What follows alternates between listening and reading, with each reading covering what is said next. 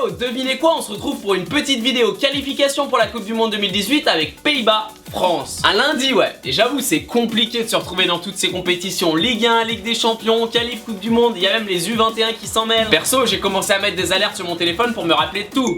Le tournoi international de roller hockey de Plougastel commence dans 10 minutes.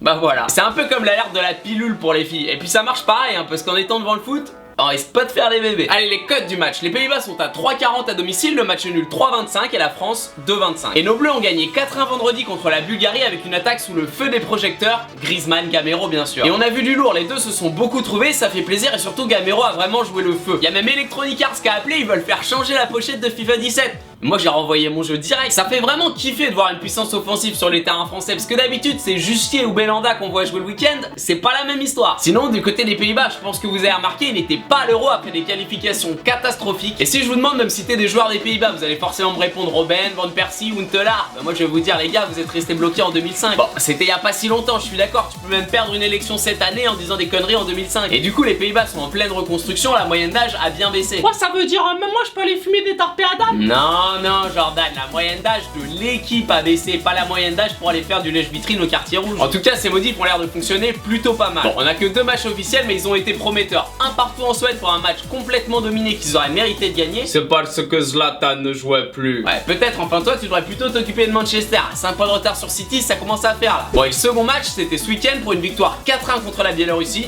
4-1 comme nos bleus contre la Bulgarie. 4-1 comme le 4-1 également. Un 4-1 est une strophe composée de 4 vers. Exemple, Kevin met son doublé, Deschamps a l'air conquis, et à l'infirmerie, Giroud est énervé. Merci beaucoup, et un petit mot sur les groupes. Côté hollandais, Schneider est blessé tout comme le gardien Silesen. C'est l'ancien gardien de l'Ajax Amsterdam qui a signé cet été à Barcelone pour remplacer le numéro 2, vous le savez, Claudio Bravo, parti où?